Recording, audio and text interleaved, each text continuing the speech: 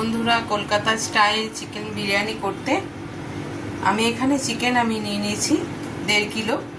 এখানে আমি চাল নিয়েছি, বিরিয়ানির চাল 1 কিলো আমি চাল নিয়েছি, যেটা আমি 1 ঘন্টা আগে এটাকে ধুয়ে ভিজিয়ে রেখেছি।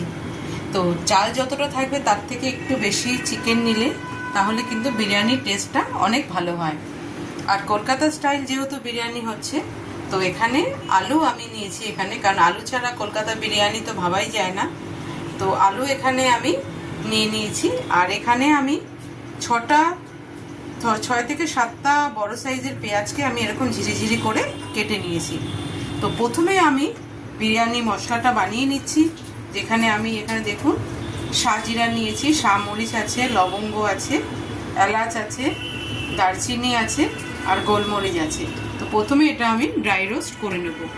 তো এখানে আমি কড়াই বসিয়ে দিয়েছি, কম ফ্লেমে আমি প্রথমে এটাকে ড্রাই রোস্ট করে নেব। তো দেখুন এখানে আমি ড্রাই রোস্ট করে নিয়েছি। একটু ঠান্ডা হলে এই মশলাটা আমি মিক্সিতে গুঁড়ো করে নেব। এখানে কড়াই বসিয়ে দিয়েছি, সাদা তেল দিয়ে দিয়েছি। এবার এর মধ্যে পেঁয়াজটা আমি, যেটা স্লাইস করা পেঁয়াজ ছিল, ওটাকে আমি ফ্রাই করে নেব। তো প্রথমে তেলে আমি কিছুটা পেঁয়াজ দিয়ে নিয়েছি, যেটা আমি বেরেস্তা করব। তো বেরেস্তা করার সময় কিন্তু সবসময় ফুল যে ফ্লেমটা থাকবে ফুল থাকবে। তো বেরেস্তা করার পরে তারপরে আমি যে মাংসের যে প্রিপারেশনটা তারপরে করব। তো দেখুন এখানে আমি বেরেস্তাটা ভেজে নিয়েছি। বেরেস্তাটা কিন্তু পুরো লাল করবেন না, এরকম হালকা ব্রাউন হবে।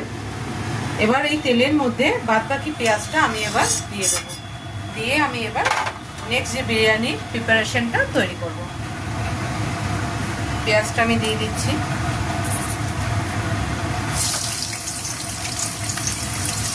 এই পেঁয়াজটাকেও ফ্রাই করে নেব।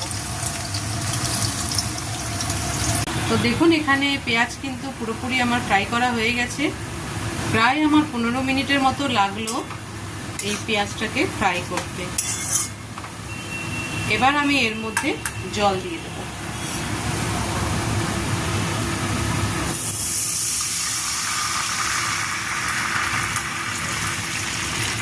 এবার এর মধ্যে জল দিয়ে দিলাম।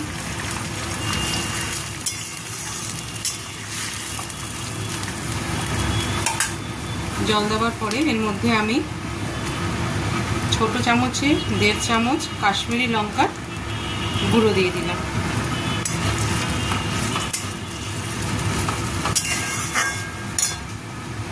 খুব সামান্য আদা রসুন পেস্ট দিয়ে দিচ্ছি।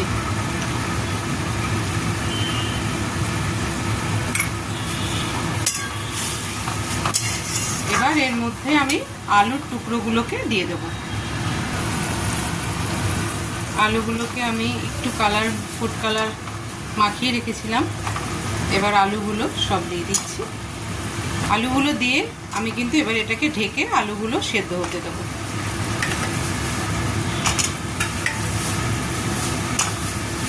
সব আলু দেওয়া হয়ে গেল। এবার এর মধ্যে একটু লবণ দেব। লবণ দিয়ে আমি টেস্ট অনুযায়ী লবণ দেব, দিয়ে ঢেকে দেবো আলুটাকে সেদ্ধ হওয়ার জন্য। তো দেখুন বন্ধুরা, আলু কিন্তু পুরো সেদ্ধ হয়ে গেছে। দেখুন কত ইজিলি চামচ ঢুকে যাচ্ছে। 80%-এর ওপরে আলু কিন্তু কুকড হয়ে গেছে।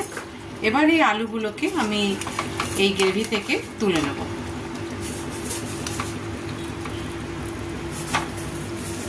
এইভাবে সব আলুগুলোকে আমি গ্রেভি থেকে তুলে নিচ্ছি।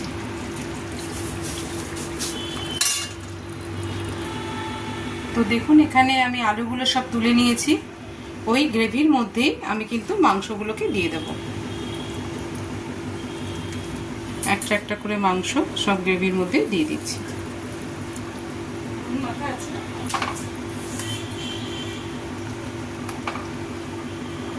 এইভাবে সব মাংসগুলোকে আমি দিয়ে দিচ্ছি। তো এখানে মাংস সব দিয়ে দিয়েছি। এখানে দেখুন আমি আদা আর রসুনের জলটাকে আমি ছেঁকে নিয়ে জলটা বের করে নিয়েছি। মাংসের মধ্যে এটা আমি দিয়ে দিলাম। দেওয়ার পরে এর ওপরে আমি টক দই দিয়ে দিচ্ছি।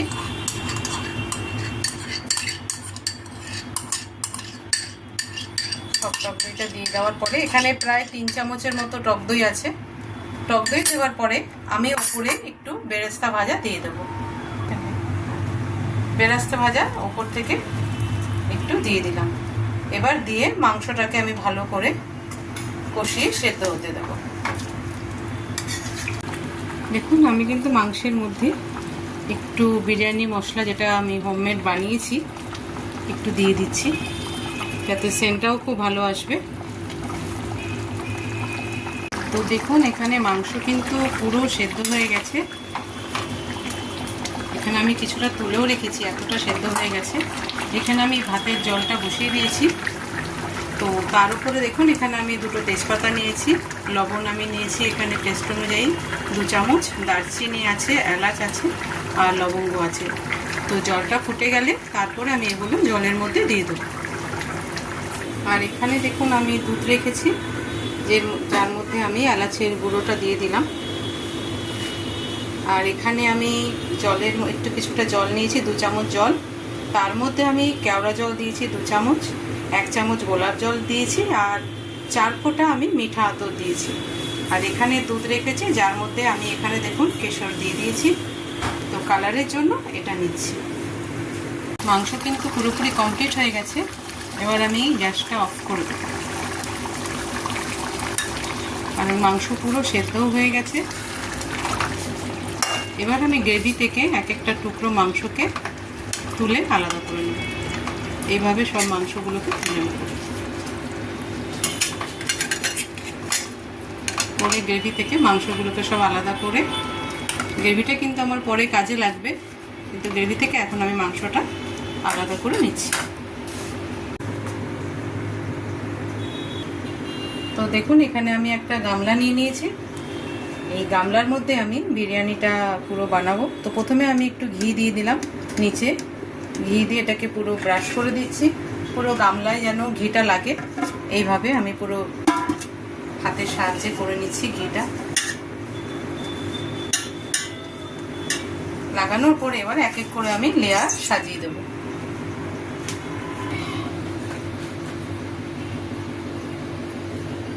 তো এবার একটা দেখুন আমি খুব হালকা করে একটা ভাতের লেয়ার দিয়েছি। এবার এর মধ্যে মাংসগুলোকে এক এক করে সব সাজিয়ে দিচ্ছি। মাংসগুলো এত ভালো সেদ্ধ হয়েছে, খুব কম সময় লেগেছে, কিন্তু এইভাবে মাংসটাকে আমি পুরো গোটাটা সাজিয়ে দেব। মাংসের লেয়ার সাজানো হয়ে গেছে।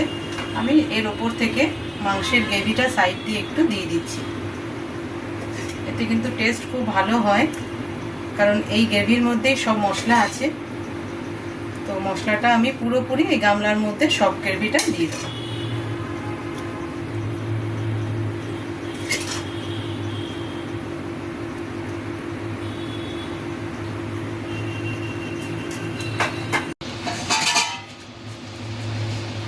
তো এখানে দেখুন আমি লেয়ার কিন্তু সাজিয়েছি, ওপরে আলু দিয়ে দিয়েছি। এবার যে এলাচের সাথে দুধের যে আমি গুলিয়ে রেখেছিলাম এলাচগুলোর সাথে, এটা আমি পুরোটা ছড়িয়ে দিলাম। তারপরে এখানে আমি যে কেওড়া জল, গোলাপ জল আর আতর, মিঠা আতরকে সাজিয়ে রেখেছিলাম, সেটাকেও আমি দিয়ে দিচ্ছি।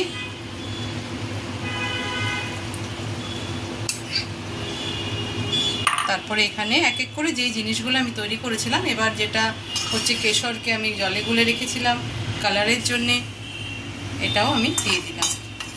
সবার ওপরে লাস্টে আমি দিয়ে দিচ্ছি বেরেস্তা আর বিরিয়ানি মশলা। তো বেরেস্তাটাও দিয়ে দিলাম। বিরিয়ানিতে কিন্তু বেরেস্তা ভীষণই ভালো লাগে।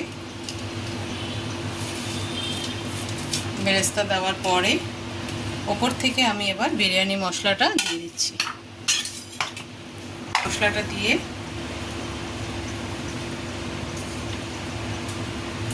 এবার আমি এটা দমে বসাবো। তো আমি এখানে আটার একটা লেয়ার করেছি, যেটা দিয়ে ঢাকার জন্য। তো দেখুন এখানে আমি ময়দা দিয়ে, আটা দিয়ে এইভাবে করে নিয়েছি, যেটা পুরোপুরি এয়ারটা আটকে যায়। এবার আমি এটাকে আটকে দিলাম। দেওয়ার পরে আমি এবার তাওয়া বসাবো। একটা তাওয়া বসিয়ে কম স্টিমে আমি এটা দমে প্রায় 10 মিনিটের মতো রাখবো। এখানে আমি তো বসিয়ে দিয়েছি, প্রায় 15 মিনিটের মতো আমার দমে বসেছিল। তো আমি নিচে কিন্তু তাওয়া দিয়েছি, তাওয়াটা দেখা যাচ্ছে না অ্যাকচুয়ালি। তো এবার আমি এটা গ্যাসটা অফ করে দেবো। আজকের আমার বিরিয়ানি কিন্তু পুরোপুরিভাবে কমপ্লিট হয়ে গেছে। দেখুন এখানে পুরোপুরি কমপ্লিট হয়ে গেছে, আমি নামিয়ে ফেলেছি। আলু কিন্তু খুব ভালো সেদ্ধ হয়েছে, দেখুন আমি এবার এখানে হাফ করে দেখালাম, খুব ভালো সেদ্ধ হয়েছে। এবার আমি এটা প্লেটিংয়ের জন্য সার্ভ করার জন্য আমি এবার এটা সার্ভিংয়ে নিয়ে যাব। তো বন্ধুরা, আজকে আমার কলকাতা স্টাইল বিরিয়ানি পুরোপুরিভাবে কমপ্লিট হয়ে গেছে। তো দেখতে তো ভীষণই ইয়ামি হয়েছে, আশা করি খেতেও হয়তো ভালো লাগবে। তো রেসিপিটা ভালো লাগলে লাইক করবেন, ফুডস উইথ বৈশাখী চ্যানেলটার সঙ্গে থাকবেন, আর পুরো ভিডিওটা দেখার জন্য অনেক অনেক ধন্যবাদ রইল।